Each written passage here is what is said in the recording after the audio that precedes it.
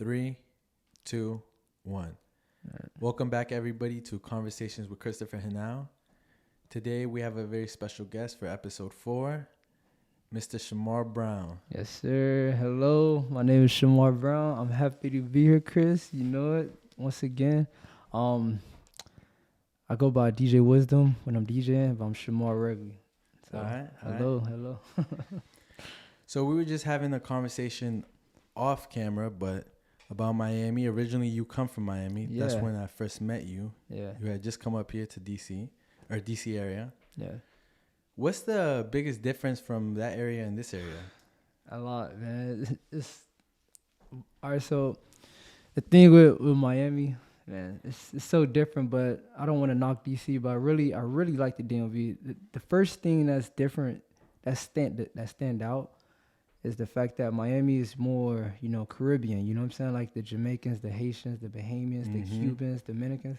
So it's a pepper pot really for the Caribbean. You know what I'm saying? For island people. For island people. So when you come to the DMV, it's more like European. It's way more broad.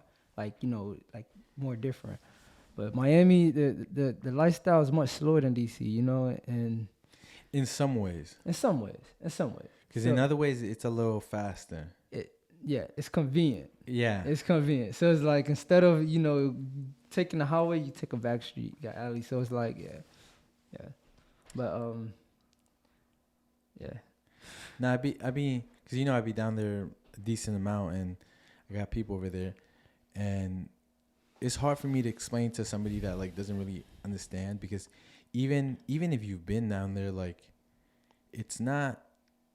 You kind of have to understand like island culture, like there's not too many Colombians here either. True. So like that culture is a lot closer. They get along with like a lot of Cubans, a lot of that whole thing, like island people, and I don't know. It's a vibe that I don't really find anywhere else. Like Nah, absolutely. The thing about Florida is just, I feel like it's a lot more genuine. Everybody's kind of living like South Florida and then Miami. Everybody's like in their own world. You know what I mean? And it's like, how can I explain the best way of Miami? Miami, mind your own business.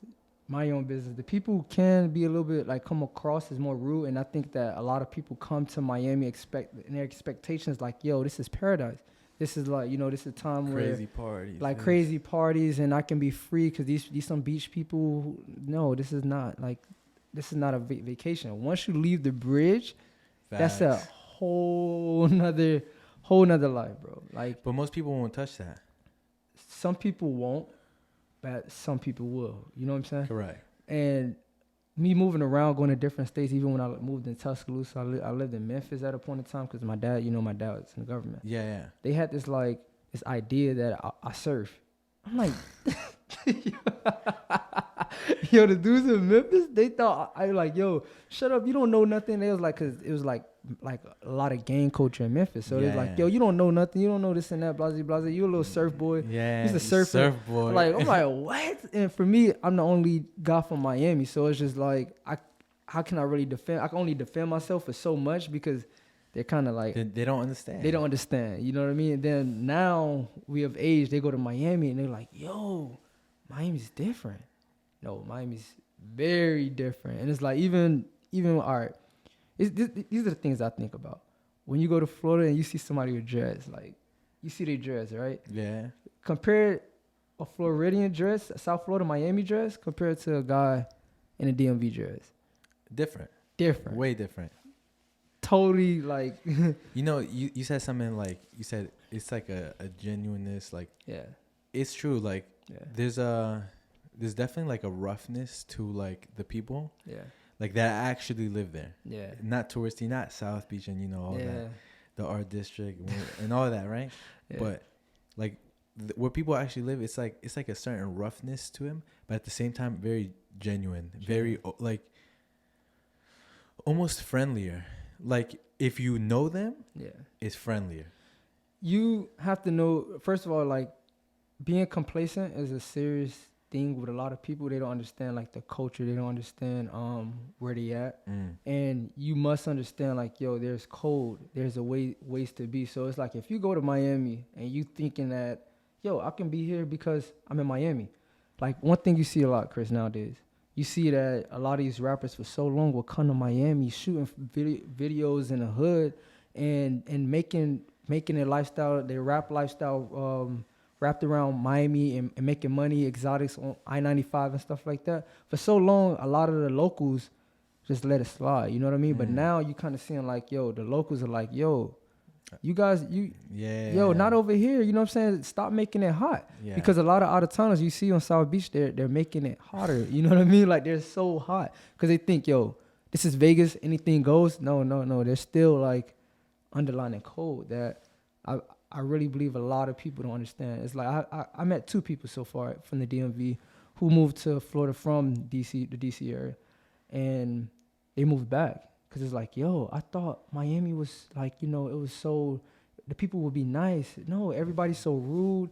It's always traffic. It's congested. Like, it's like they left one extreme to go to another similar extreme because it's overpopulated. So it's like, it's a lot of things that I feel like when people, the idea of Miami, they don't really understand that there's 2 different worlds that exist. You have the beach, which is owned by, like, you know, predominantly Jews, Cubans, and Russians. You understand? So that island, that bridge, that is like, you know, let's go, let's party. You know what I mean? And it's the flashy of the flashiest.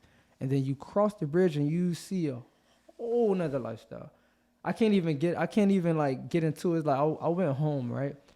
And I didn't know they was having like street takeovers. Yeah. I didn't know that was a thing. Like that became a thing in Florida, bro. And it's like literally I'm at the Walmart that I grew up in that local in Miami Gardens, Carol City, like right off of 37th and 199th. That's across the street from Dolphin Stadium.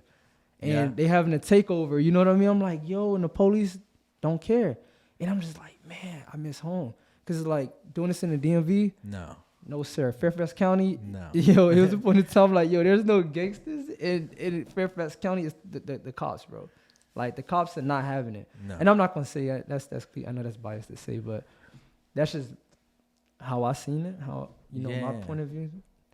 But yeah, bro, like, Miami, my best advice is, if you from the DMV, right, and you want to move to Miami, make sure you know what you getting yourself into. You know what I mean? Like, understand the culture. Go down to Miami with money, because like, no, going down there with no money is not. Nah, because nobody's gonna help you, bro. No. And what possibly can happen is you can really get, like, you know, effed over. Yeah. Even harder, you know, being from out of you know, from the DMV, and you being all nice and shit, and people like, yo, look at this nice motherfucker. Okay, let me show you something, DC girl, DC guy. I feel you. You also mentioned you were in, you said Memphis. Yeah. How was that? Yo, Memphis. I really like Memphis. All right, the best way I can explain Memphis was like, all right, it was a city, no doubt. It was a city. It's just that for me, being from South Florida, like Miami, it was country. They had like a southern draw. So imagine like some, like DC dudes, the way they move, you know what I'm saying? Gangsters, like real gangsters, but they just had a southern draw. Yeah. I see it like, for me, like, these are like cowboys. You feel me? But like Memphis was not, Miami is like that. But Memphis was, out of all the cities that I've been to, I felt like Memphis showed me very quick. You know what I mean? Like, yo, this is how it is. But the difference between Miami and Memphis, Memphis was more wrapped around gang culture, where Miami was more about turf. Facts. You know what I mean? Facts. It's from a different area, a hood. Miami's like hood based, meaning that, yo, I'm from my hood. This street, and you around here. Yeah. This area versus that area. You know what I'm saying? 20, you know what I'm saying? Like, it was literally avenues versus avenues, turf. But Memphis, it was different. It was a little more, remember I told you, shiesty was different. It's like, you can't trust nobody, because you could be staying in one neighborhood, right? But down the street, there's Pyrus. But on your block, there's Vice Lords. 3 blocks down, there's Grape Street guys. So, and all of these gangs stay among each other's. So it's like, this is where robberies happen. You know what I'm saying? People getting robbed that night, cars getting broken into, just a lot of extracurricular activities. Yeah, a lot of activities. You know what I mean? And like, I go to school and it's just like, dude, I'm like, yo, my first day of school, it was like I was going into the airport, Metal detectors. The radiation in your bag, you have to put your bag through the radiation thing. They see it. They wand you down. Like to go in school, it was like very, like very secure. Strict. Yeah, very secure. You know, very secure. But well, they try to make it, but yeah, who knows if it works? it worked, bro. Cause nothing really happened in school grounds, but out of school grounds, definitely, bro. Interesting. Yeah. So, was there a big culture shock over here? Like, was this mad different to you, or was it just like, oh, another city? It was another city. It was. I didn't really have the strongest. Oh. What? I had a culture shock, but I don't know if I should speak about it. Well, if it's possibly something bad, maybe not. Yeah, okay, we're not gonna talk about it. Okay, all right. So, how do you think these I guess moving around and experiencing some of these different cultures and cities, how do you think that's affected your personality or even like your taste in music, fashion? Dude, it for one, when you move around so much, you kind of realize you kind of don't have a home. So it's like all these different cultures, city cultures is now a part of me. Because when I left Miami, I went to Tuscaloosa, Alabama. I became a little southern job, but guess what? Going to Tuscaloosa, Alabama, it humbled me, bro. It made me enjoy life. It calmed me down. You know what I mean? Yeah. They taught me how to enjoy the small, simple things. I went to Memphis. Memphis made me embrace more of the southern culture. Like, you know, listening to like more trap. Like I always listen to Trap Gucci, man, and all of that. But like I got into CMG, started listening to Dolph. I was listening to who else I was listening to? Well, I was listening to Future since I was in Alabama. Dude, I was listening to Future a long time.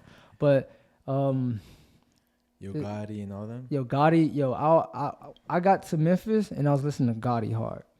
But it was the thing is it taught me principles, you know what I'm saying? Like Memphis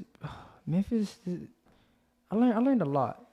I'm sorry, I was getting off the topic, but I'm just really just thinking because it's a really deep question because I've really been to so many different cities, and they all impacted me so differently.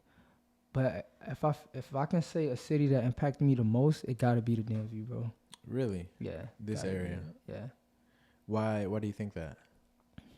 Because there's a lot of things. The way people present themselves is very business oriented. You know what I mean? Like I came to realize a lot of guys right out of high school, they already had their plan mapped out. They knew what they wanted to do and how they wanted to be seen. You know what they knew their appeal once they graduated. Yeah. So it's like got guys that go to college, got guys who went into the car business, got guys who trying to figure it out. But I feel like for a good example, me, I just wanted a car. I wanted a car just to be mobile. Yeah. I see a lot of guys when we got out of high school, they got Beamers, they got Mercedes. See me, I financed the car where these guys bought cash cars. But just to market themselves well enough, you know what I mean? Like market themselves well enough to be like, yo, I'm out of high school, check me out, I got a Beamer, I got a Mercedes. But that for me, things like that was like, yo, these dudes, they had a different, they was brought up differently. Yeah. They kind of seen it from their big brothers or the people that they was, they looked up to, kind of showed them a good way, of life. Yeah. Yeah, no, that's interesting, seeing how like different places have different mentalities and whatnot. Like I definitely noticed that like people around here are definitely on top of their business real quick. Shit, yeah. Just thinking about their future and whatnot. Like and me personally, like I didn't really I didn't really have anything figured out until like out of high school. No. 100% no. I knew directions. I knew things that I didn't want to do, things that I didn't want to try. Right. But at the same time, like having things figured out, I felt like I was far from that. True. Yeah.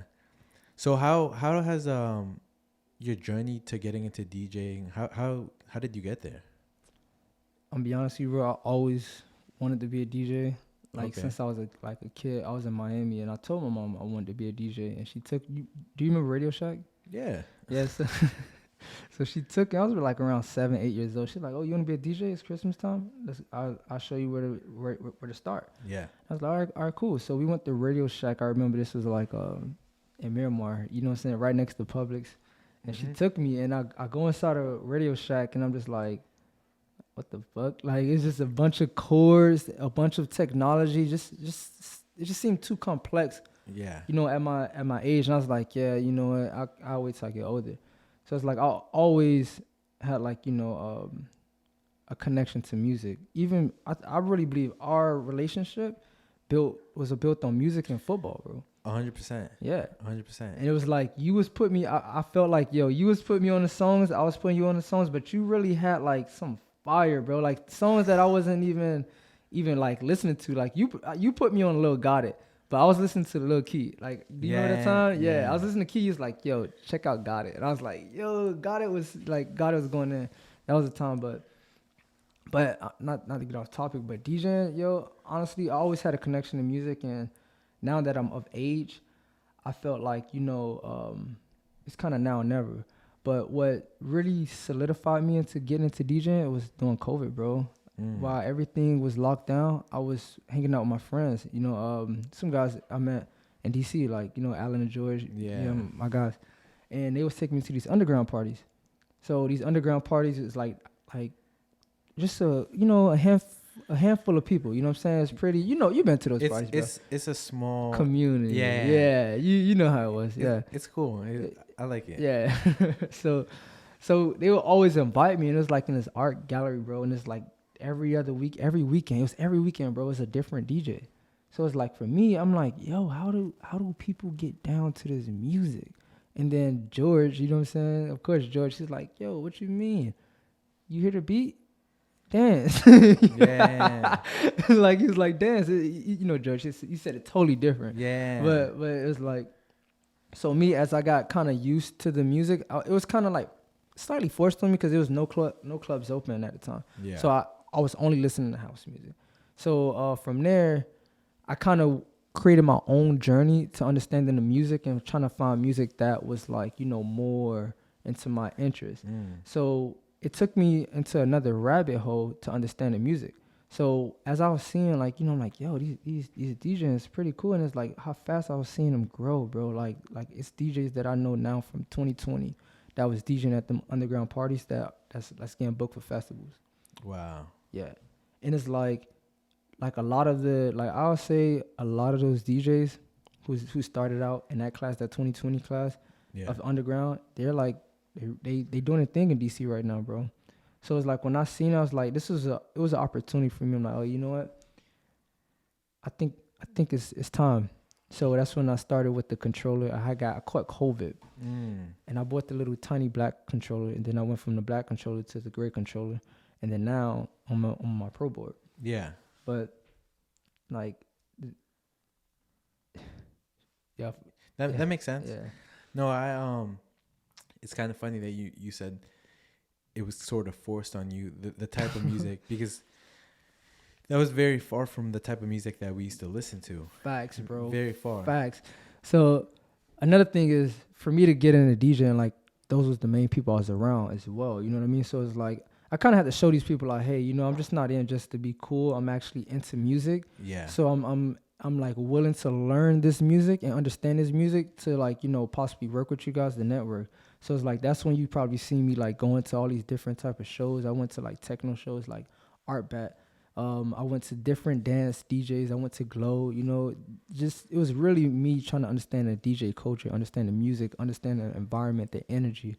Because if I want to DJ, like which really comes down to producing, these are gonna be my fans. You know what I mean? Yeah. So it's like I really had to like understand the music. So now I personally feel like I have a better understanding. I have a niche on the music I want to play. After like, you know, doing that soul searching music, that musical journey that I went through, and it was I'm be honest, it was really amazing, and I learned a lot. I seen a lot. I seen more than I learned. I'm just kidding, but it was when I went to Ibiza, bro. I think Ibiza was the cream on the crop. How was that? Bro, how was that whole experience? Yeah, you see him like, yo, Ibiza, I don't. Let me just calm down. Ibiza is something else, bro. It's something else. Like in what way was it like that extraordinary or like that much different? Like, was it the magnitude of people, or like was it that people were just going that much more in? Like, what stood out to you? All right, so it was first and foremost, it was the energy, bro. Like when you first of all on that side of the hemisphere, like closer to I think Africa, bro, I think the sun beams different. It does. Like I feel like you're not in time. So I think America is in time, not to get political, but it's just you feel a sense of freedom. You know what I mean? So I think that was number one. But man, Ibiza, it was paradise, bro. People was free for the most part. When you watch those Calvin Klein commercials and you see the Calvin Klein, those polo, and those exotic commercials, and you see the girls running on the beach and they're like possibly topless swimming. Yeah, that's real, bro. That's that vibe. That's that vibe. You know what I mean? And it's like the energy. People's very sophisticated. Very sophisticated, meaning that like everybody don't have to be the richest person, but they was sophisticated and they was well mannered. You know what I mean? And you can tell that the culture, whatever culture that they brought to the island, you know what I mean? They was proud. It's very proud people. Yeah. But at the same time, like what threw me off with Ibiza, not threw me off, but I went inside the club. It was over like 2,000 people. Yeah. The club did not smell, bro. Imagine that. Like over 1,000 people and everything you smell is like cologne and smoke. It smells clean. That was different for me, but opposed to like sweat and like smelly. The things I'm telling you is like entry level. Like Ibiza is an experience that I feel like you must go to see and you must understand. Like it's deeper. You know how the conversation we was having before we started podcasting, like of spirituality. It's okay. Yeah, you know what I mean. You think that stuff is rooted in the music? In the music, I think that the island is alive. What do you mean? Oh, okay. Yeah. Like it has its own energy and whatnot. Okay. Once you get off the plane, boom, it's there, bro. Yeah. Like you feel the energy that island has like a high energy level, bro. And that was the one of the things. And as I realized, as being on the island, there's no sense of time, bro. The only time there is when the sun goes up, when the sun goes down. People still moving like the sun did not go down. Yeah. It's 5 a.m, 6 a.m. It's only you who's actually looking at the watch. It's me. I'm checking the time. Nobody else checking the time. Everybody just keep going. In the present. In the present, bro. So it's like when you understand that and you see it, like you come out of America, because like, yo, you go outside at 9 o'clock. Everybody's inside. Only a few people, you know what I'm saying? Like they're outside because they're doing what they got to do. But everybody's kind of like, toned down.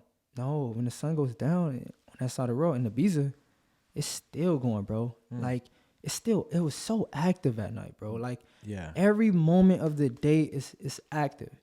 And the people, I couldn't, I'm gonna be honest with you, like even me trying to tell you now, I really couldn't process it. Like I'm like still slightly processing Ibiza.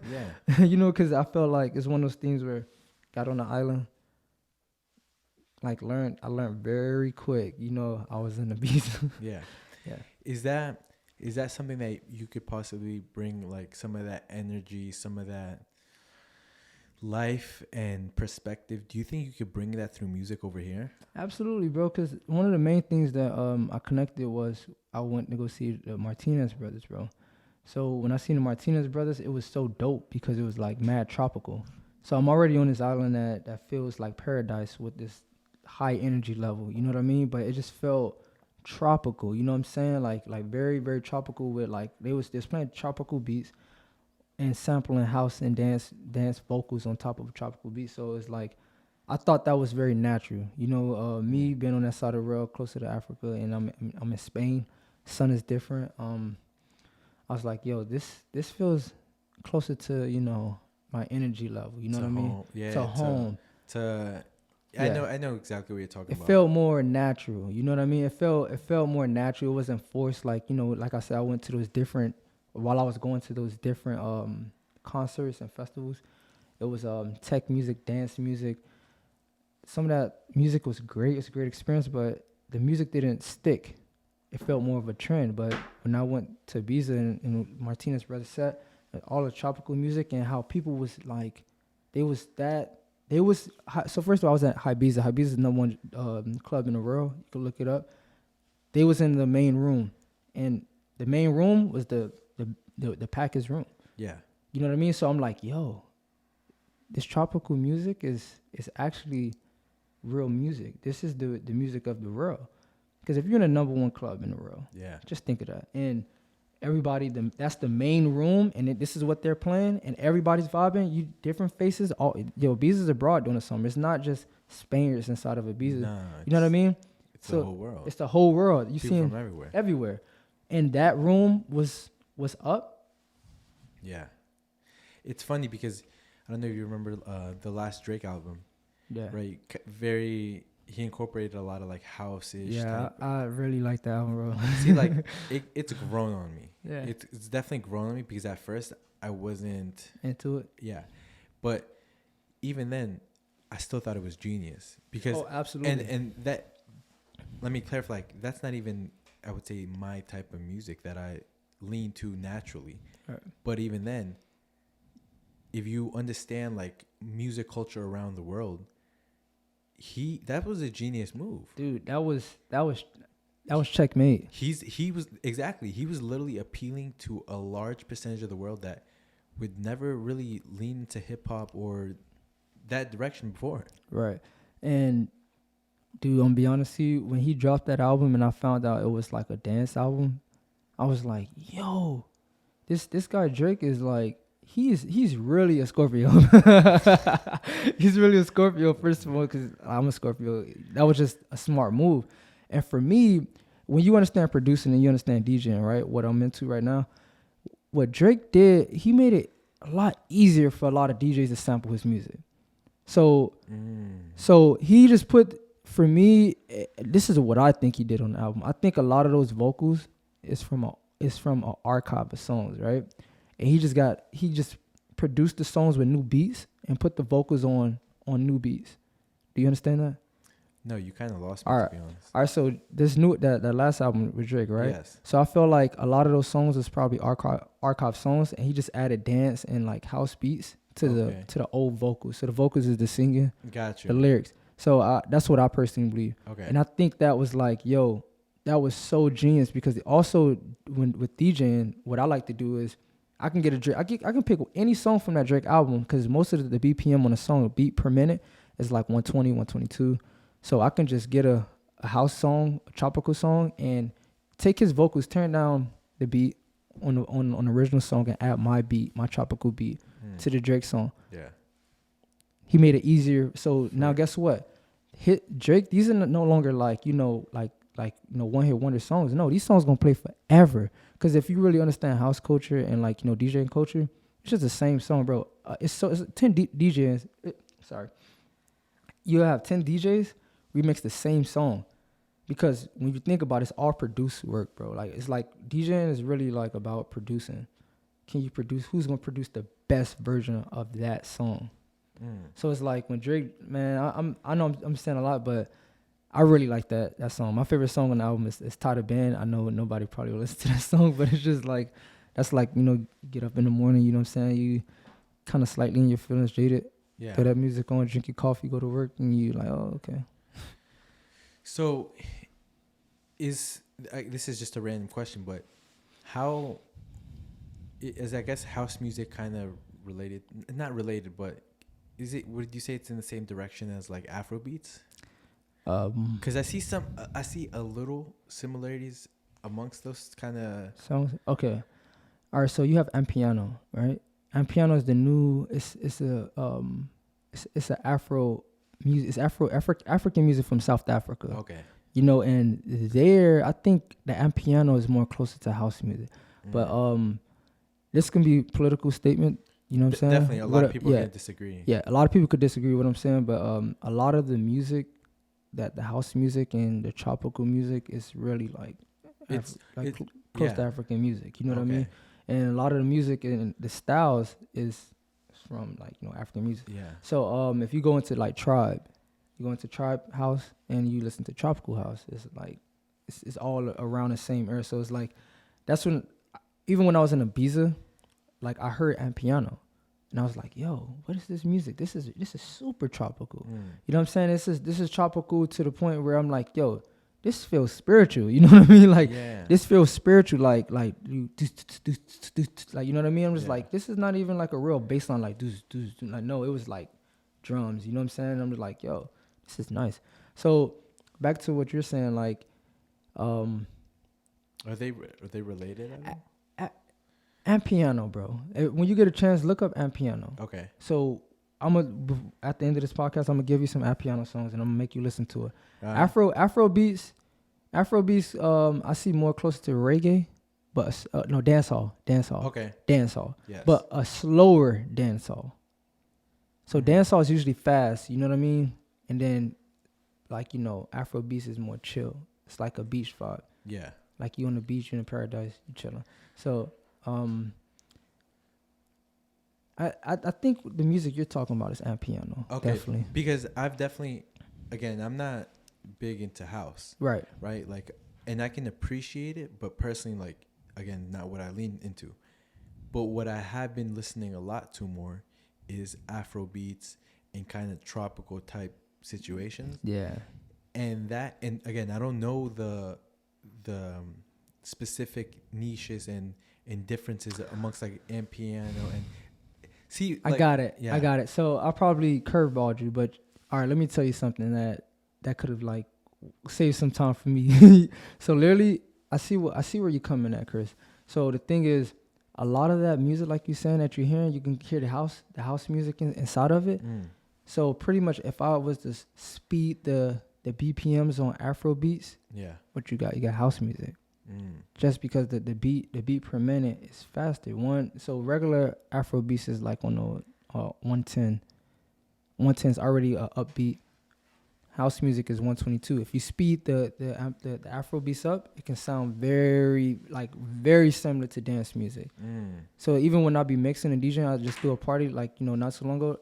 I had a great time playing the Afro beats because all I did was speed up the BPMs and it was closer to what I'm used to. Yeah. So, yeah, you're right, bro. It definitely has a similarity. I can see how you say that now. Because one thing that I've noticed about like, and I'm trying to get more into it, explore, because I just really haven't spent too much time looking into it. But like Afro beats and all that, it's like all the drums and or just like natural things. It's like natural sounding stuff. Yeah, natural, right? If that makes sense. Yeah. And it makes you, I don't know. To me, it's like it almost feels like soul music. Yes. Like it's a good energy. It makes you want to like dance and, you know, just vibe. Yeah, man. Exactly. and it's kind of, I don't know. I see it. I can see that getting a lot bigger than what it is right now. Absolutely, bro.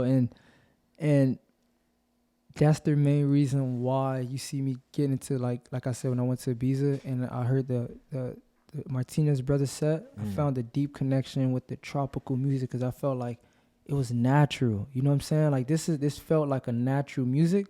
Yeah. And it made me feel good. It made me kind of not even feel good. I felt proud. I don't know what I was proud about, but I'm sorry, but I felt proud. Yeah. And the Afro beats, like how you said, it just feel like natural music. Definitely, bro. Like definitely, I feel that vibe, bro. It's kind of funny because a lot of this stuff, like, if you, I don't know if this is considered like music theory or not, but like, just what drums stand for and the significance behind the drums. Yeah. Exactly. It's like literally that's like the beat of life. True. It's like it's almost, you get what I'm saying? Like it's rhythm. It's behind everything. Mm-hmm. You like people go to war, like what they used to do, drums. True. For everything is drums, like, or drum driven, in my opinion. Like it's more kind of like Western society of like that turned away from that. Like, yeah. If you look at Well, did they? Cause you remember when I'm talking more like classical music. Classical, and stuff like okay. Because like that's that type of stuff. I mean, I don't know. Is that considered Western society? What? Classical music? Because it's definitely not African. It's not. Like, it's definitely not Hispanic. Right. Because a lot of like Hispanic music and like African music, like they all have the same roots. You're right. I feel like classical music comes with sophistication. And I feel like it could be any type of sophisticated person. I think it really depends on, like you said, music. Did you say music theory? Yeah. Understanding music theory I think, plays a huge part with classical music. If you don't understand music theory and you don't play an instrument, I don't think classical music would be like, your forte at all. Yeah. Because like just me, remember we had the conversation earlier how I don't have no music theory at all. Yeah. And a lot of times when I will go to these parties, like, I'm not used to listening to house music. Most of the music I was listening to was jazz house. Imagine that, bro. Like, imagine listening to what we talking about Lil Gotti and I'm listening to jazz house. Bro, I'm yarning. Like, I'm literally yarning because I'm like, yo, I can't get down to this. But as I went to the class last year, and the DJ class here, I was understanding how a band worked and how there's different keys to a band. So what I'm realizing is that a lot of DJs have different keys. You know what I mean? Like you have the bass. I don't want to sound smart because I don't really know everything, but you have maracas, you have the drums, you have a lot of elements. Yeah, a lot of elements, exactly. A lot of elements to DJ, and that's what I realized where people was able to enjoy the music because they had the music theory. So if I had music theory, I could have possibly liked the damn jazz house, but I didn't have no music theory, so it was like learning a new language, bro. Yeah, I mean, I think that kind of goes down to having an appreciation for something when you understand how difficult something is and how deep the expression goes. Right. Because like even I would definitely say we had genres that we stuck to when we were younger, right? Things that I definitely stuck to more to hip hop and R&B, right? That's culture, bro. It is. It 100% is. But at the same time, I didn't really have an appreciation for things like Frank Ocean or whatnot. I wasn't at the mental state to be able to appreciate that music. Exactly. And it's kind of ironic because now, like, my top album, my all-time favorite album, Pyramid so far. You said what? Pyramid? No. Oh. Blonde. Blonde. Oh. 100%. True. Just to me, that's the most complete album that has like elements. It just has so many different elements and such a deep significance to the emotions behind it. True. If that makes sense. Like everything comes together in such a beautiful way. And obviously I'm not the only person that thinks that. Like there's a lot of people. Exactly. There's a reason why that album is so well known, loved, whatever you want to call it. But I think that stuff is pulling on things about life that are much deeper, and the composition of the even production and the lyrics and everything. I don't know. I possibly can't compare anything to like in hip hop to that. Because don't get me wrong, hip hop absolutely could get very deep. Absolutely. But these are also talking about like human emotions that like will apply to anybody and everybody. Yo, I'm not to cut you off, but I never listened to Blonde. Never? Never. Oh, you gotta give it a try. No, I remember when it came out, you was definitely listening to it. I remember that, but me, I was never like a strong Frank Ocean fan, bro. I was more of a Party Next Door.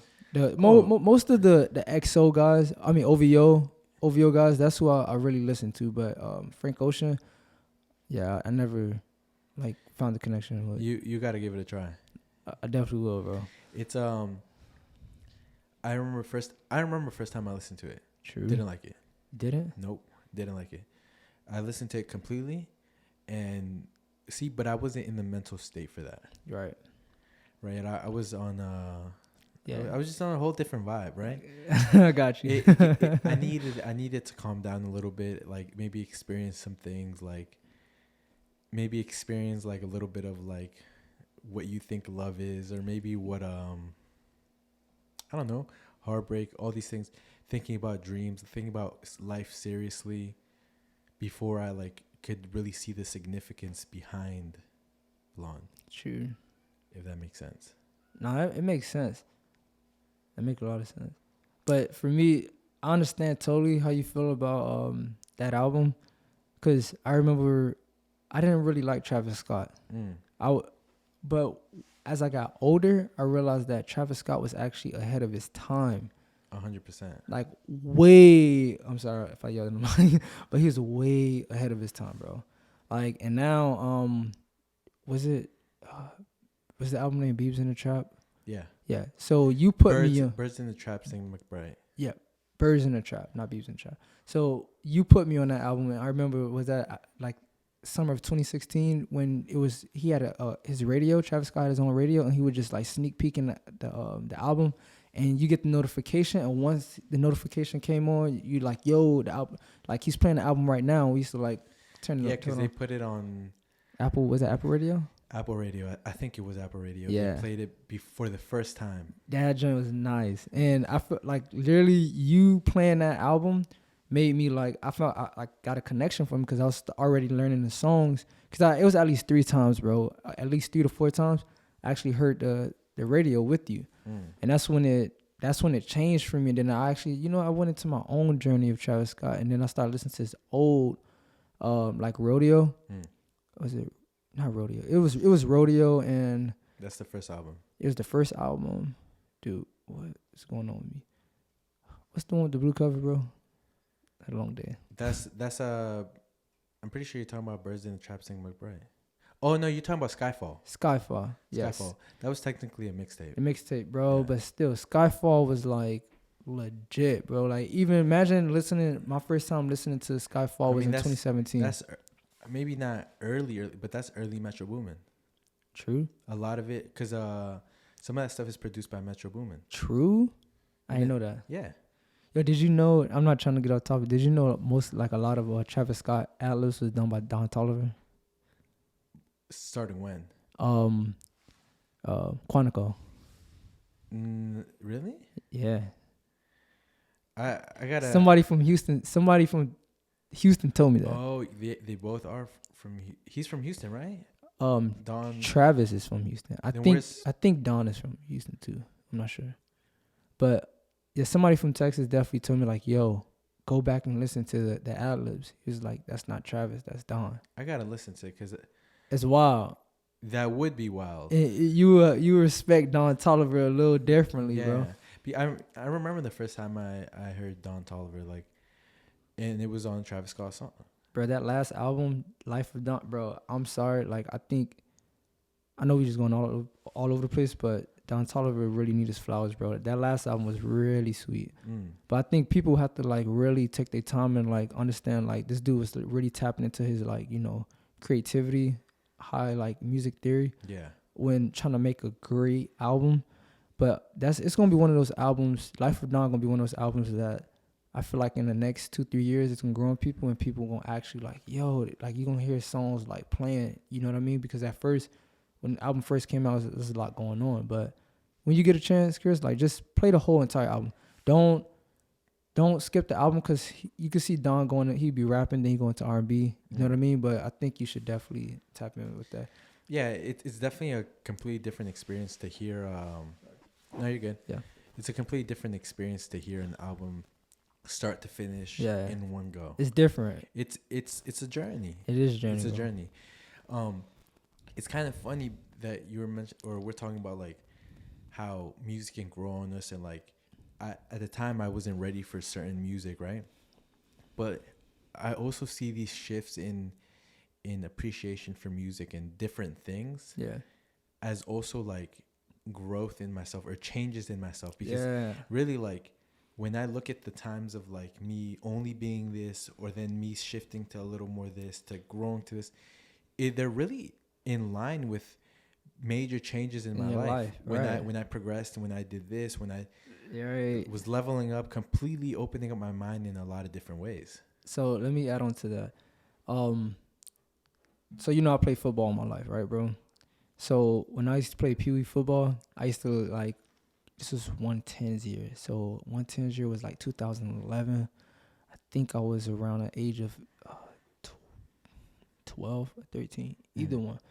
I listened to a lot of Jeezy, bro. A lot of Jeezy before the games. It was like a lot of Jeezy and Gucci Mane and a lot of local Miami artists. So predominantly all my football years, I only listened to like hip hop. So imagine that. Hip hop have a deep connection with me because it's culture, and then also because of football. So imagine after high school, I didn't go to college. I chose a different route. I wanted to be a firefighter. I was trying to try something different because I didn't want to like get injured. I did feel banged up after my senior year. So I didn't play. So I had a lot of grief, bro, from not fulfilling my dream of playing football at the next level. And hip hop had a serious connection with my grief to football. So I was depressed. And some of the music, like listening to Lil Baby then, listening to the Future, like the songs that I really like, even Saw Baby, bro. I used to crank Saw Baby. You know Saw Baby? Yeah, bro, I used to crank that guy. Very underrated album. Oh, yes, bro. Sandus? Yeah, bro. What? Yo, that's a great album. That was a great time. But yeah, like hip hop was a deep connection with my grief in football. So it's like I found myself in a real hole, depressed. And I felt like the music I was listening to played a huge part in my grief and my depression. So in a positive way or negative way? Negative way, bro. So, because I'll say this, and again, this is my opinion, but a lot of hip hop is there's a lot of aggression behind that. So I can see where it's very tied into football and like to physical contact sports and it was motivating. Exactly. Yeah. Maybe there's a reason why it's connected to hip hop is connected to streets. Right. You get what I'm saying? Like it's an expression of something. And don't get me wrong, hip hop could be hip hop could be a lot more than that. All right. But a lot of it is that. Yeah. It's a lot of pain, a lot of, trials and failure, you know what I mean? So it's like even to now where my music has broadened, you know what I mean? Because that was different changes in my life. Different changes in my life really connect with the music I'm listening to, like even now. Like I can't really say it's one genre that I don't listen to except country, but like I'm really deeply I kind of went into like an 80s vibe, 80s pop vibe. Oh. It's a great time, bro. The 70s was nice, but the 80s is like just, I don't know, it just gave me like Playboy vibes, you know what I mean? Yeah. No, I mean, even I myself have been going like deeper into that, like the Temptations. And I don't even know exactly the time period. Nina Simone. Oh, Nina Simone, bro. See, like, great. We could talk about Nina Simone all day, dog. See, but like this just something like so like soulful, like it kind of touches your spirit, like absolutely, bro. And it's like like Nina Simone, and like that was like what I think the 60s. I'm still young. I'm 25, so I can't really know the time. And most of the music I learned from my mom, but I did listen to a lot of Nina Simone. And you know who I used to like? Not because of my last name Brown, but James Brown, bro. I love James Brown. You know James Brown was the first black man to own a private jet? Yeah, I did know that. Dude, he's awesome. James Brown was the first artist to have girls dancing on the stage. I didn't know that. Yes, bro. If you look, he didn't really have backup singers. His backup singers was dancing, and then he had dancers too. So when you see the whole Vegas style and the Elvis style, James Brown, bro. He's a GOAT. He's the GOAT, bro. He's definitely. And if you watch the movie, James Brown was actually a businessman, bro. He is. Big businessman. He was also a wild motherfucker. Oh, he was he was wild. Yes, very wild. You seen his interviews? Yes. Oh, America! Oh, I love America. Oh, America! America is great. I love it. Yo, this is it was crazy. Completely coked out, bro. Coked out, high, bro. And this is the mid. Like I think at the end of Jim Crow, or like it was segregation still happening in the world, and he's the only black dude on the TV. America, I love you, America, America. Oh, I'm about to go. Yo, the reporter literally just asked him like, yo, about a situation of him shooting at his wife or something. Yo, he's like, yo, he's not even worried about none of that. All he's worried about catching his plane and go to South America.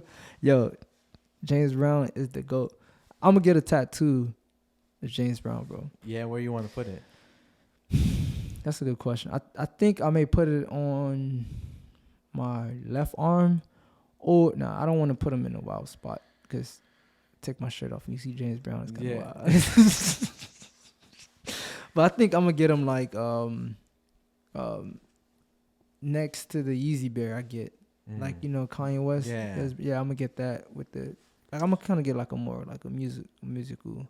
Okay. Or it's kind of funny how the connection that music could have to like the spirit. Absolutely. Okay, so like even I don't know, why do you think it affects some people so deeply? It gets people like personally speaking, like, and I love music, like I'm a big music head, but like it's definitely gotten me through so much, like helped me, maybe consoled me in like times where like I didn't have anyone that maybe understood exactly the emotions I was going through. Maybe even I didn't understand the emotions I was going through. All right. But like sometimes hearing something or hearing certain lyrics or certain melody, something, it just brings that out. All right. Like how do you think that happens? Dude, it's really deep. For me, it could be a lot of reasons. First of all, I'm not gonna get too deep because it can be really deep when we want to talk about the frequencies in the music, but we're not gonna talk about that. Yeah. But I mean, we can. We can talk about that. But let me just start entry level. So I feel like a lot of people don't know what to say. You know what I mean? And sometimes hearing an artist that you never met speaking on a situation that you're currently going through, or you've been through, or you having trials and trials of like getting over this barrier in your life, and you hearing them talk about it, and it's so motivating. You know what I mean? So this is where the connection, it can make people vulnerable and get them to keep listening, because it's like, damn, you know what I mean? Like it's not only me. It stop people from feeling so alone. You know what I mean? Yeah. And it's a quote that I like to talk about, and it's also in the Bible. It's like how God speaks of like, there's nothing under the sun is new. So it's like, if you want to tie that into like a lot of music, we all going through the same situation. The grass isn't greener. So when you hear your favorite artist talk about the situations that you going through, you're like, yo, this dude know me. Imagine in high school, you going through like, pre-me. Oh, I'm sorry if I can't say that.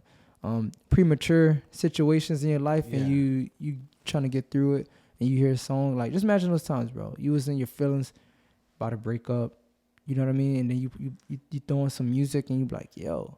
First love type. Yeah, I'm literally, this person is feeling what I'm feeling. Like, how is that even possible? He's making the soundtrack to you. Just for me. what you're going through right there. Absolutely.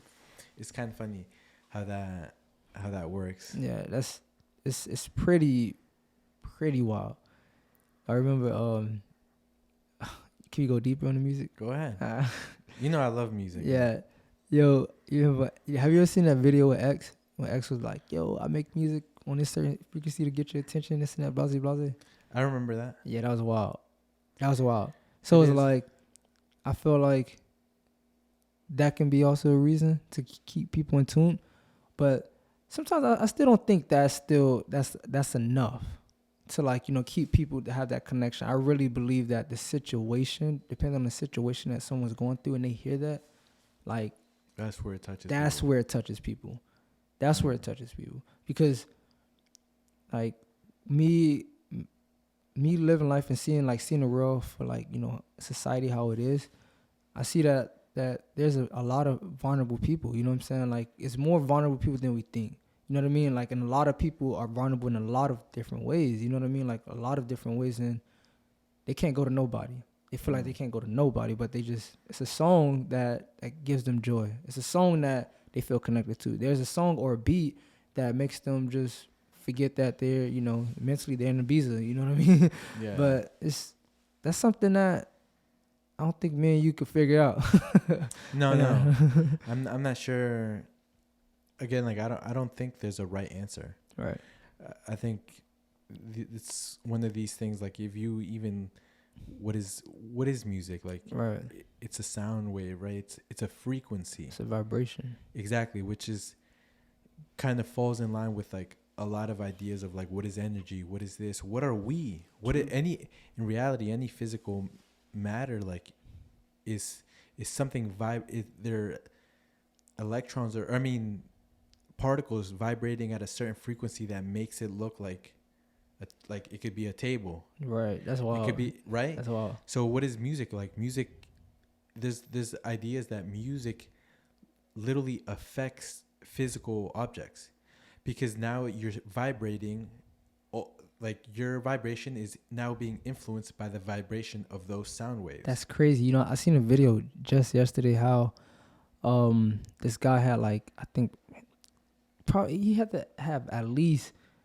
5 amps, like 212s, subwoofers. Yeah. In his car, right? And he turned it up to the max. And what it did was it made the glass wavy. It made the metal wavy. And he was like, yo, it's crazy how this music affects matter. Like, and it's so crazy you said that, bro. That's pretty wild. I literally seen that video yesterday. As you can see, like as it was, it could literally break the glass if you don't. It wasn't breaking though, bro. The hard solid glass was waving, like, you know what I'm saying? Like I know exactly what you're talking about. If it's too much, it'll literally start to. That's crazy though. It is. Has that approached or you understanding some of these things about music and music theory, right? Has that changed the type of music you want to DJ or produce? Absolutely, bro. When you operate, I feel like when you operate in music, it's an instrument. You become a vessel. So you're a vessel to what I'll say creation, or let's say you're creating a relationship. You know what I'm saying? And it's like man, it's so deep. This is very deep. So how can I say this? So I don't mean to cut you off, but real quick, I heard this thing one time. Somebody said learning to play an instrument is like knowing a different language. It is true, bro. Because for me, when I start playing, like when I start DJing, dude, it's like I got an instant connection with it. And then as I like kept progressing, it was like I recorded myself, right? Yeah. I recorded myself playing, and then after I went back and watched the video, I felt like I didn't remember doing those things. You know what I'm saying? So it's like, well, you said it's a different language. No, but I get what you're saying. Also, in the sense of like, it's not even something that you were trying to do. It could be something that was just flowing through you. Bro, it was flowing through me, and this is where that does happen.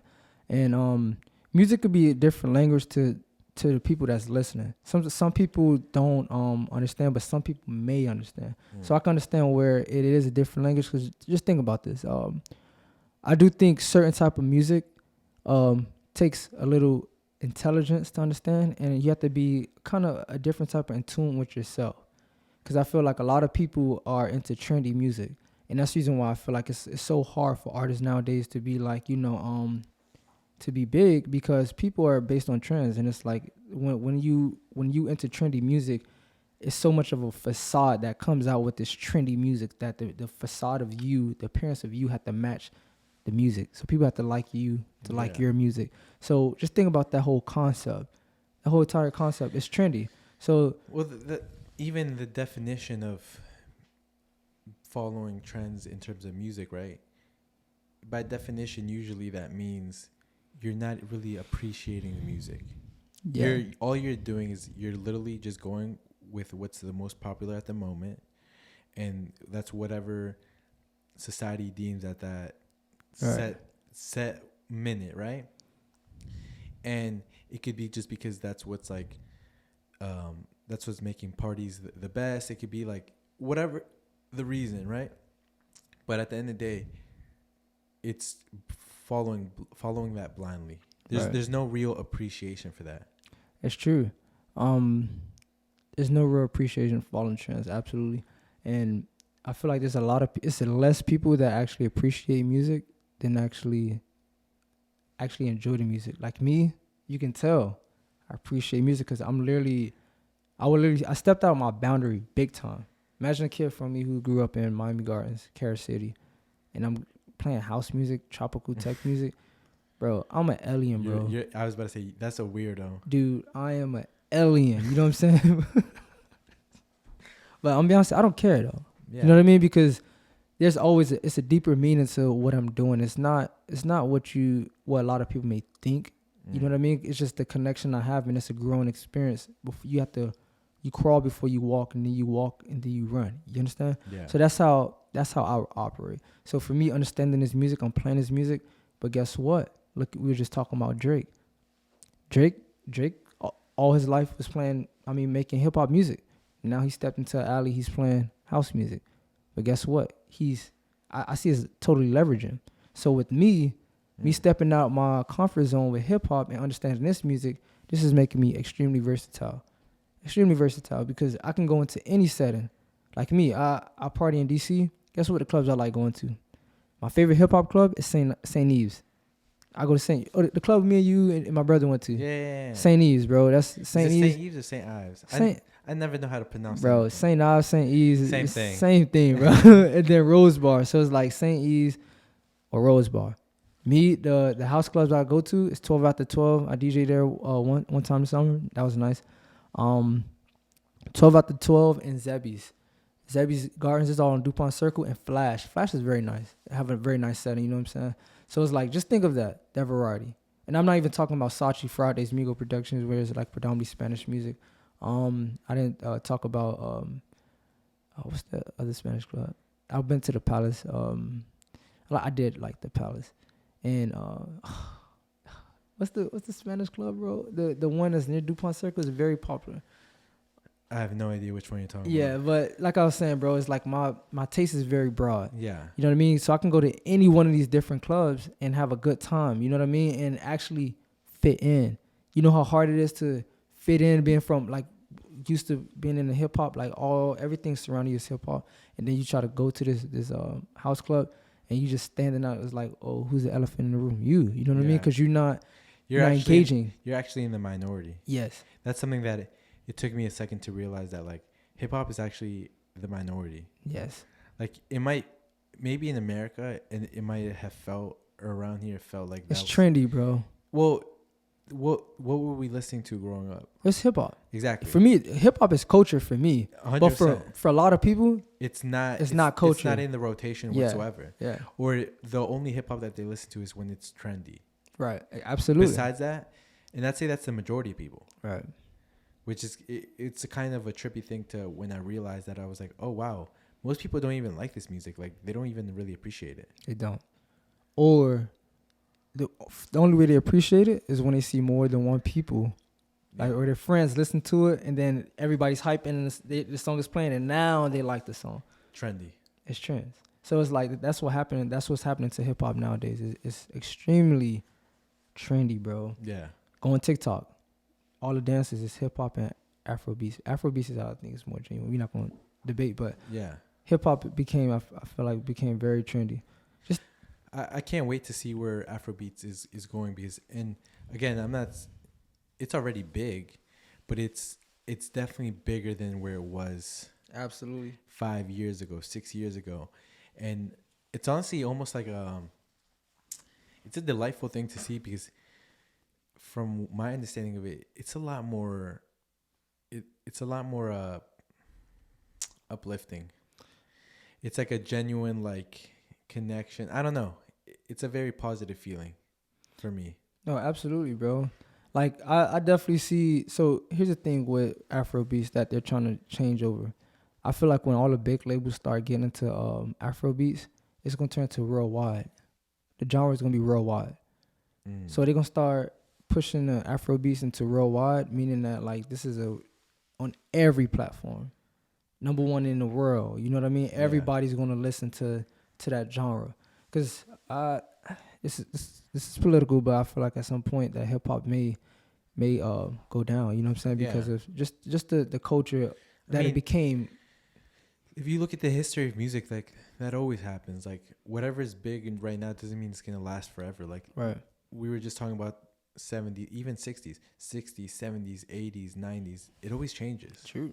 So we'd be pretty dumb to think that like, oh, this is gonna be for the rest of the life or our lives. Like no, music progresses, music evolves, people's taste evolves. New generations come in, like things change. Absolutely, bro. And if that what you're saying is totally facts. It's so funny because when you listen to a lot of samples, a lot of the biggest songs right now, the samples are from the 80s, from the 90s, exactly, from the 70s. You know what I'm saying? So it's like the music is just being recycled. There you go. It's I remember when I first started like seeing that, like, or understanding what that really is. Yeah. It opened such a big door in possible creation, because it's like you're literally playing with art that's already been made. Yeah. So it's not really genuine. Well, no, I don't want to say it's not genuine, because even all right, you're there's right. There's people that have debated that, right? That like, oh, people that sample like beats, like it's not real production, right? But if you look at like how deep that can go, it's like that is art. You can't say that's not creation. No, personally, right. Yeah, you're right. Like, because I'll take that back. Even when you look at and again, people could have different opinions, but like even like, you know, Russ. Yeah. I like even him. I saw he'd be always putting up like videos of like, oh, this is how I made this beat. This is how I made this beat. This song, whatever, right? Yeah. He just put up and he sampled like an old Japanese song. True. Yeah, and he said he was getting some Chinese food, or he was getting some Asian food, something like that, right? And there was some old Chinese song or something like that, and it was like with a flute or something. I forget what it was exactly, but it was just like not typically what you would expect is going to be sampled whatsoever. True.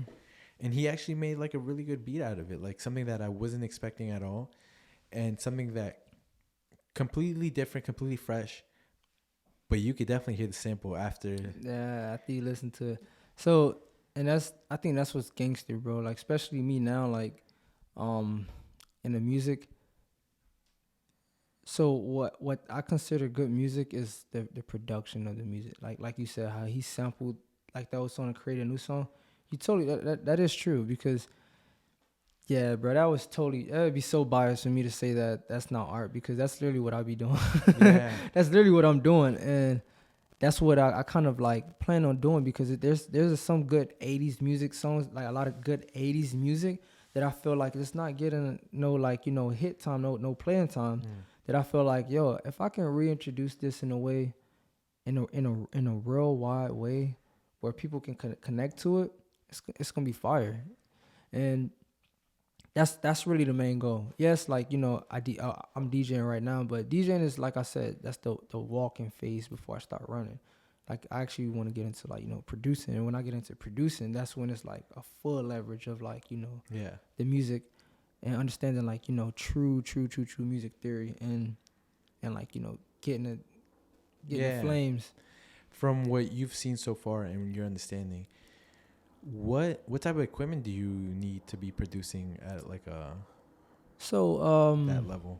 At that level, a lot of people use different software. So you have two different type of engineers. You have engineers that actually use technology, and they use Logic. Correct. Or Pro Tools, and then you have Serum. Serum is a newer era of like a Pro Tools. Yeah. So you have those guys who actually like to use the whole technology, and then you have guys who want to do like me, who want to just get the beat pad, and then use Logic as well to go with my beat pad. So I want to play on the beat pad, and I also edit from technology. Yeah. So I want it to have a real feel. I want to have control over what I'm playing. You know what I mean? Because my thing is, I want to kind of create my own my own tones. You know what I'm saying? Like my own beats, BPMs. I want to be able to control that. I don't want to have something like, you know, where I'm on technology. It's kind of, it's not. I'm not gonna say it's hard, but I want to make it like least synthetic as possible. I want to just fully genuine, have like total control, and that's what it's going. I think that's where the connection going to stick. The creativity is going to like really stick with me. You know what I mean? And make sure that like, yo, if I can do this in my head, because like some people, you think things are done better. Like say if you have a thought idea, some people like to draw it out, sketch it out. You know what I mean? Have some type of blueprint. But me, the blueprint is going to be playing. Yeah. I mean, yeah, that comes down to different ideas in what you find is your mode of creation.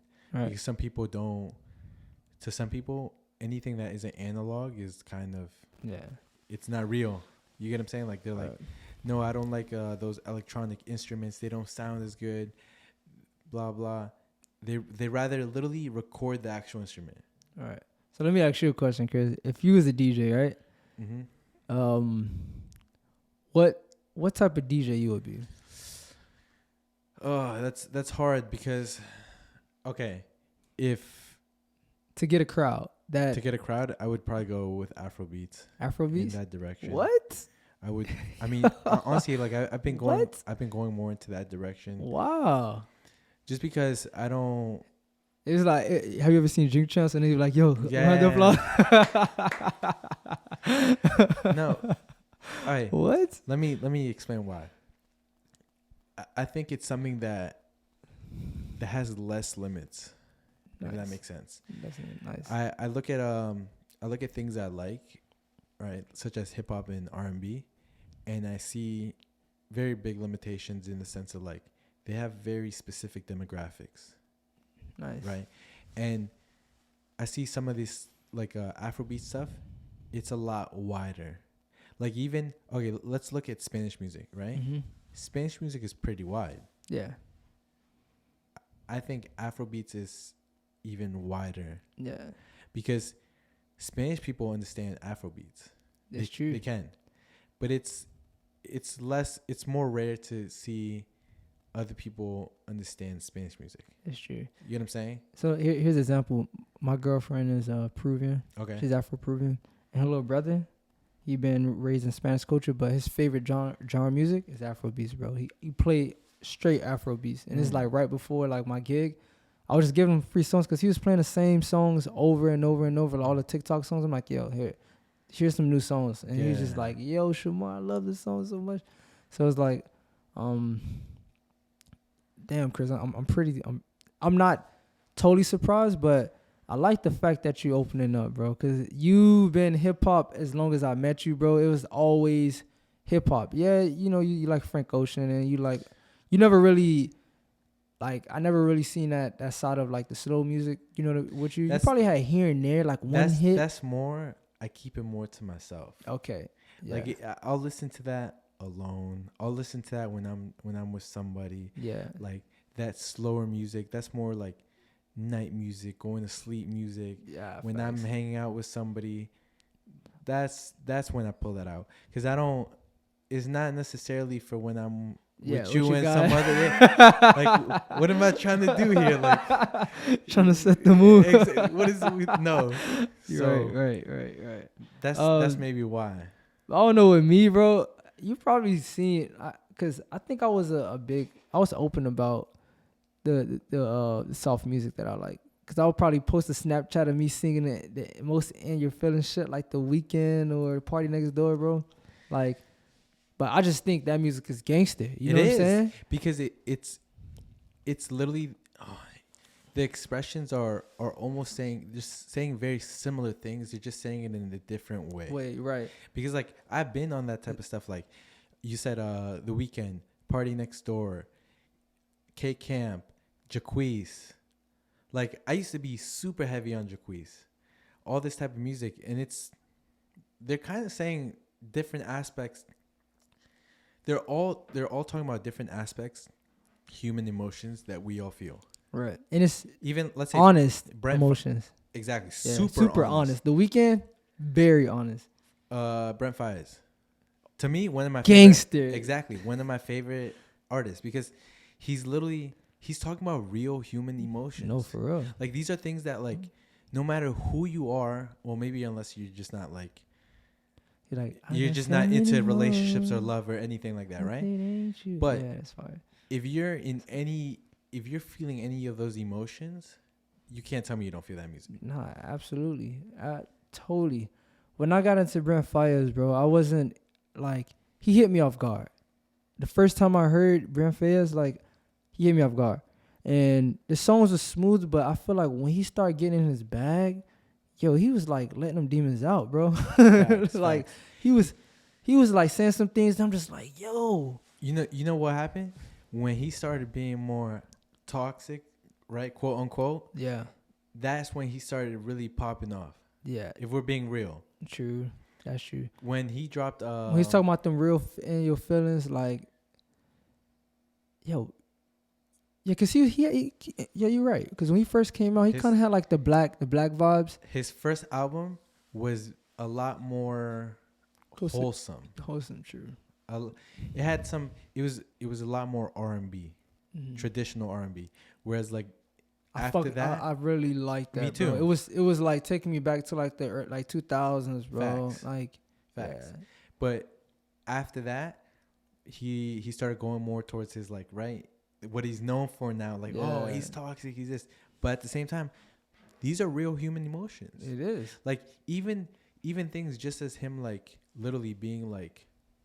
Him being in his bag, like him being cocky, him being like, this is how I feel. Like, it's not right or wrong.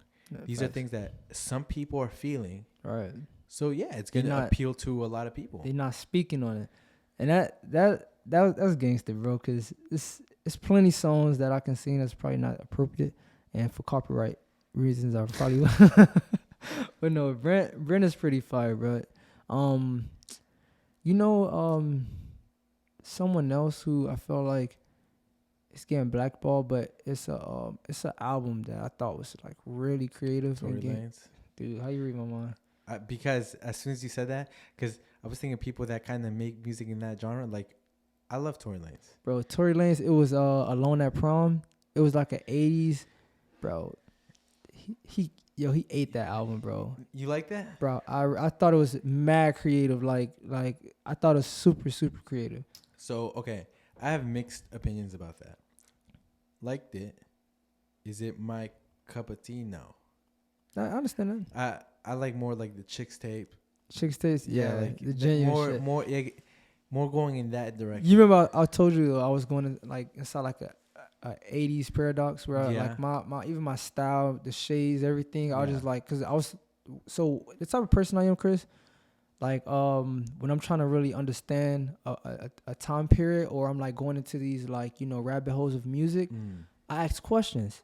I ask people questions about their time in the music so I can kind of like understand what that time was like. Yeah. So it's like I when I was going through my 80s vibe, I was asking my mom a lot of questions about the 80s.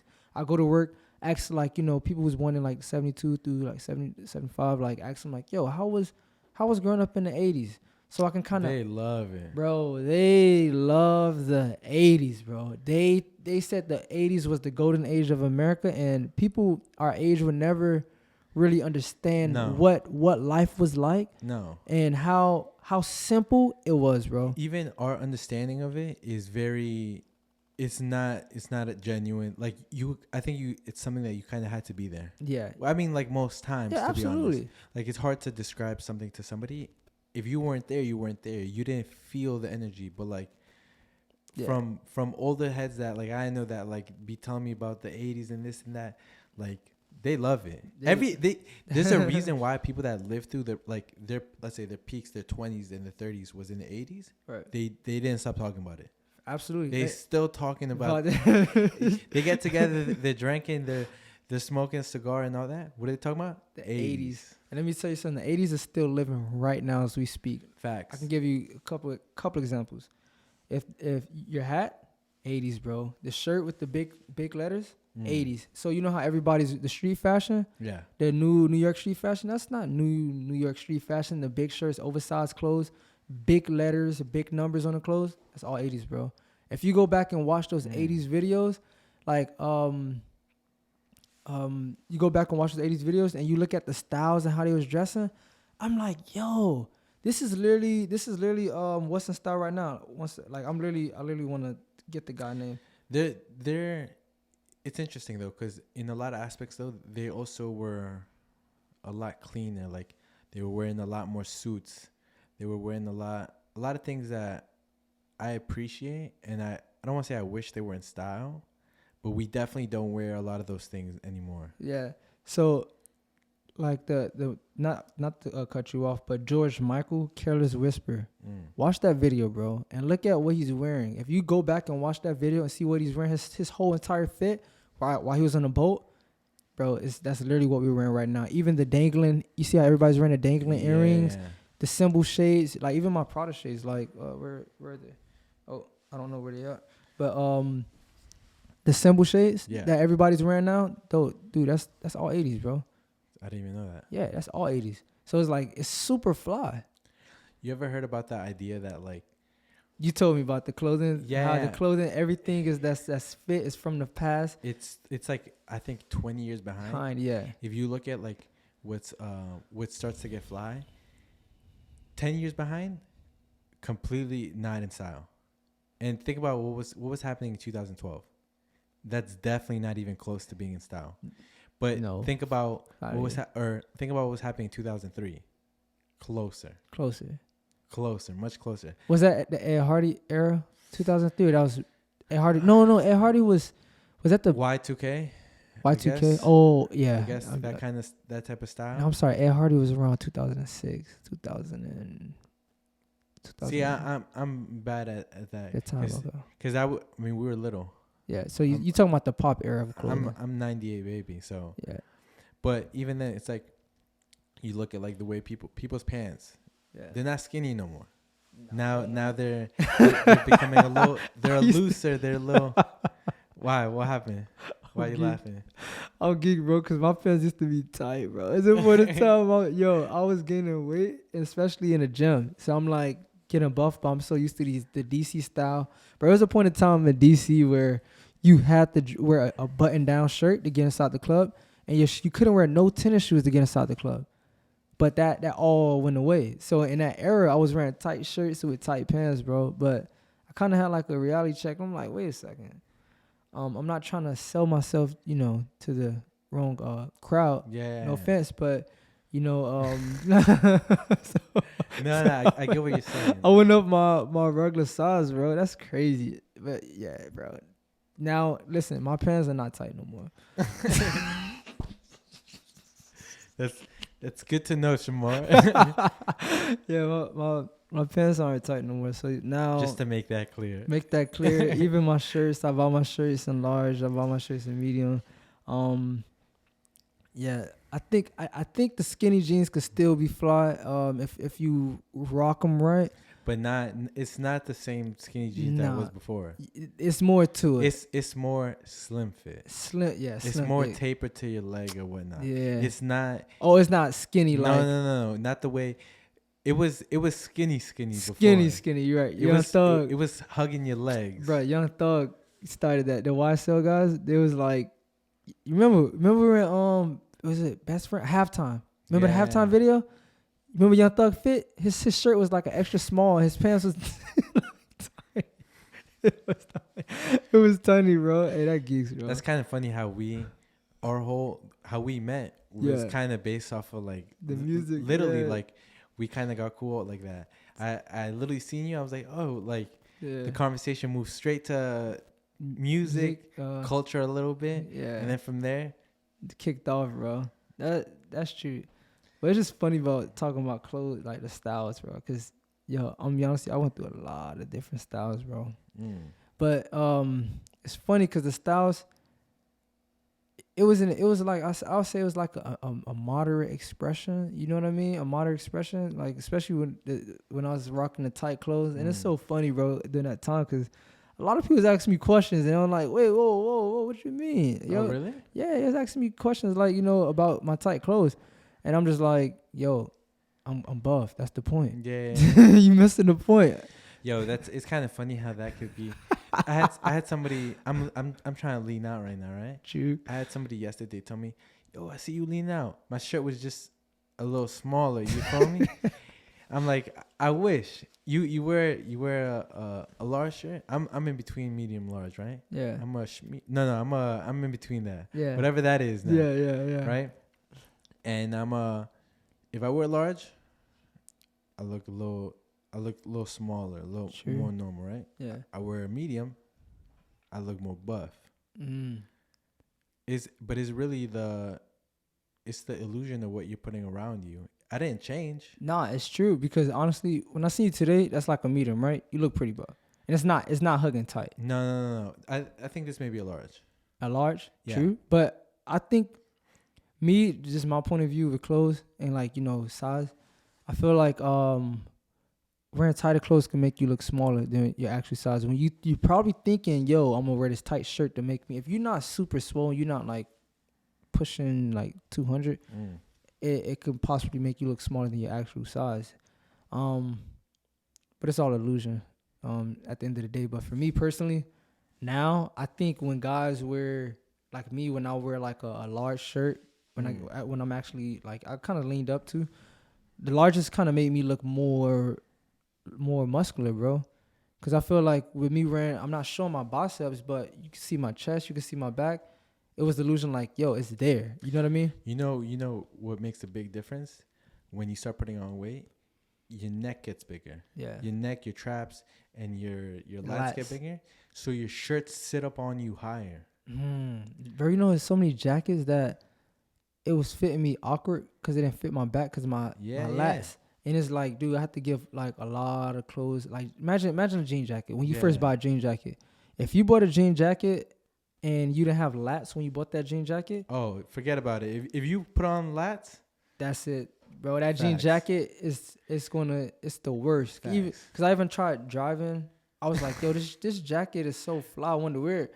But what I realized, I'm driving, but I felt like it wasn't safe to drive with the jacket on because like to move, I had to kind of like position myself to move. I couldn't scratch my back or I'm touching the roof. It was bad, bro. So I was like, yo, why is it this jacket is like such an illusion, giving me a weird feel? And it's like, okay, yeah, it's the lights. I mean, that's kind of before all clothes were custom made to you. Everybody, there was no off the rack. That's true. Now the normal is off the rack, but before, everything you had to go to a tailor, and you had a pair of jeans, and they were made for you. You had shirts, they were made for you. Did you get a suit in Korea? No. Oh, you didn't? No, I didn't. Wow, bro. I was on the boat. Oh, true. There's no need for me. But that time you remember you stayed over. Oh wait, you still was a sailor in that time? Yeah. You had the apartment. Yeah, they put me up in a thing to like quarantine and whatnot, and I had to stay there. And you was eating all those weird snacks and shit. Yeah, I remember that. Okay. Yeah, I mean, because I could get out of the room, do my own thing, and they just gave me a hotel, and then they say your flight's in however long, and then you just. Bro, it seemed like you was there for a couple of days, bro. Like, yeah. Total like probably a week maybe. Yo, what city was that again? So I stayed in a couple of different places, I think, but one of them was called Jinhae. The Jinhae. You ever heard of that? You ever heard of that movie, Train to Busan? No. It's a Korean movie, and it happened like right when COVID started, and I'm not sure if it has anything to do with COVID, but it came out around that time. True. I was like 20 minutes from Busan. Yeah. Yo, the question I was gonna ask about Busan, you was there for how long? 3 months, 4 months maybe. Damn. So did they have a red light district? They not that I know of, but they did have this. They told us be careful with the barbershops with two. You know that barbershop thing that like it spins. There's blue, white, and red. Yeah. Whatever that's called. They call them like the barbershop poles or whatever. Mm-hmm. They said beware the ones with two poles, and apparently that's what that was. Like if you go in that one, like it's not really a barbershop. It's a red light district. Yeah, type situation. But I don't think it was like a section in like the city. It was just like random houses, and you would definitely see them. Nice. You would definitely see them. I mean, well, I'm not nice, but it's interesting to see that like a lot more. I think I don't remember if it's illegal over there or not, but like it's interesting to see like just different culture. Yeah, because obviously that's not America. It's not advertised like that over here. True. But yeah, because I was kind of worried about you. You know what I mean? I was like, yo, this man in a foreign city, and he's just eating by himself outside in the market. I just used to be exploring. Yo, what do they call like Korean bodegas? Like what's that? What do you call them? Stores. So I mean, to be honest, the city I was in was a small city in south. It was right by a port. It was southeast. Okay. Of Korea, right? It was right at the edge. On it the water. It seemed pretty like from the videos and the pictures that you showed. It seemed pretty simple. Like you had a lot of time to think. Was it a quiet city? Yeah. It's. I mean, it wasn't country, but it was a smaller city, definitely. The thing is, how do I say it? It was, and I appreciate this aspect of it. There wasn't the most amount of English speakers. There was a lot of people that didn't understand English, and they just spoke Korean, and it kind of made the whole thing an adventure because you'd be trying to figure shit out. Literally, I would hop in a taxi, put in like whatever on Google and just show him, or put it in Google Translate and whatnot, and the guy would just be yelling at me, and I'd be like, yeah, okay. And then he'd be like, a lot of times, like, after a while, if they're not moving, you kind of get the sense that, like, he's kicking me out. Like, he's saying no. And then I've had other people, they just take you places. I've had people, like, not yell at me, but, like, they're telling me something. I'm just keep, like, thumbs up. I'm like, bro, I'm good. Just go. Take me to the spot. And then I get there, go to the door, closed. And that's what he was telling me. He's telling me it's closed. But obviously I'm not understanding that. And he waited for me right there. He's like, because he's going to need a ride. It's not open. So, but it's cool because that's the adventure, bro. Exactly. Going into places, ordering, like, damn. A lot of it was just like eating by myself. Yeah, I seen that. You literally just be taking pictures of your food and the scenery, and I'm just like, yeah. Okay, Chris is, and something about you, you just like disappear. Don't, short notice, like, yo, Chris, I'm about to come pull up. You're like, yo, bro, I'm on the boat. I'm like, okay. I'm like, yo, Chris, I'm about to pull up. Yo, I'm in Richmond. So it's like, imagine me just like, yo, I miss Chris. I didn't talk to Chris in probably like 3 months. And then I don't hear nothing from you, barely, you know what I'm saying? Like, and then boom, you take a picture in Korea. I'm just like, yo, the fuck is going on? Yo, Chris. I feel you. I like to do things. You feel me? I can tell, bro. I like to move around. Like, yo, bro, it's so, how many times I probably that this happened? That happened like over 10 times. I'm like, yo, I haven't talked to Chris in so long, and I don't want him to think that we're not friends. So let me just hit you up, bro. But you just that geeks. And I'm just like, yo, is this man and me? I'm like, yo, is Chris soul searching? Because it's like, bro, you very like kind of mysterious, right? Where you don't, it's just how you are. I don't ask a lot of questions either. If you just do you. Yeah. And I'm just like, well, okay. You feel me? Why you think that? Why I think that? I just think you private, bro, and you don't want people to figure you out. And I think it's dope. Cause me, you ask me, I'm like, yo, what's up, bro? I'm here, this and that, blah, blah, blah. When we really think about it, I think I actually kind of fuck with that. You know what I'm saying? I do kind of fuck with how you reserve. And it's like your answers, you're not answering questions. You just be like, yo, I'm this, I'm that. Yeah. You know what I mean? Like it's very simple. Where you at? I'm around the way. I'm around the way. You know what I mean? Like, what are you doing? I'm doing something. Yeah, exactly. It's not. But I told you though. You did tell me, bro. Like, that's my answer. I'm doing something. No, you told me, absolutely. What specifically? That's my business. But it's funny. But once you say that, I just be like, okay. Yeah, like, I mean, most people, what is it to say? And I don't mean it in like a rude way. It's just like a female definitely be like, okay, Chris, what does that mean? You know what I mean? Like, I can definitely see him. you know females. Nah, I just be chilling, you know. Yeah, I know, bro. What's it called? It's kind of funny that you say that because definitely I'm a very reserved person, even quiet sometimes. Because like if we're in a big room, like I'm not the first one to be trying to entertain the whole room. You get what I'm saying? No, like not that everyone that does that is trying to entertain the room like a clown, but like some people are naturally more like entertaining. They're gonna be telling jokes. They're gonna be like I like to see more. I like to listen, see what's happening before I like start interjecting, see what the situation is. But it goes completely against this type of stuff. It does. Like literally recording a conversation and then taking a video of it is like completely against the I guess your structure, your social my structure, yeah, literally. Your social structure, yeah. So it's something that I see so much value in doing this that I'm like, no, I have to do it.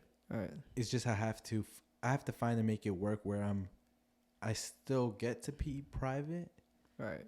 But I get to do this as well. But I'm be honest with you, when you become like more social, you can be powerful, bro. Because the thing is, you already reserved. A lot of people have to learn how to be reserved. Yeah. You get it? So you a reserved person learning how to have social, like a stronger social structure. So it's like, it's easier. I feel like it's much easier to, I'm not gonna say it's much easier, but I think it's more simple to open up. You know what I'm saying? Because I'm not saying you're a shallow person, but to most people, they may think you're shallow, but they don't understand that, you hold hella weight. You know what I mean? But I feel like that's what keep people curious. You know what I'm saying? You can hold a conversation, but holding a conversation without it being about you. I mean, then you can maneuver your way out of some shit too. Conversations with you. What's You're it like, called? Something's happened. That's it. And I'm just like, okay, Chris say something happened. That's it. You feel me? So yeah, that's dope. I'm having fun with this. This just started. This is number 4, I think. Nice. Episode number 4. But I'm having fun with it because it's like it's finding my balance of like how much to share. It's another aspect to this is like I see so much power in being vulnerable, and naturally, I don't want to say I'm a vulnerable person, right? But I'm not scared to be vulnerable.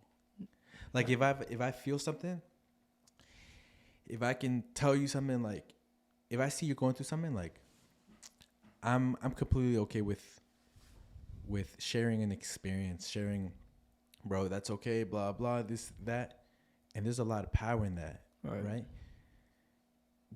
So it's finding the balance of like me being genuine, being real, because I don't, you know how I am. I don't ever want to say anything that I don't really feel. I don't want to be talking bullshit, portraying myself differently. Like, I don't like that. That doesn't align with how I am. But at the same time, it's like, you know, finding the balance. Finding the balance. But anyways, Shemahr, it's been a very lovely conversation. Absolutely, bro. I've enjoyed this, and we're definitely going to have to do this again. Yeah, I think it's a lot of growing to do on my part. Bro, me too. Yeah. Trust me. So, yeah, I think the conversation was pretty dope. And I would love to do this again, bro. For sure. And with that being said, we're going to wrap this up, and, you know, we'll have you again. Yeah, all right. Thank you for having me, Chris. All right, yo. All right.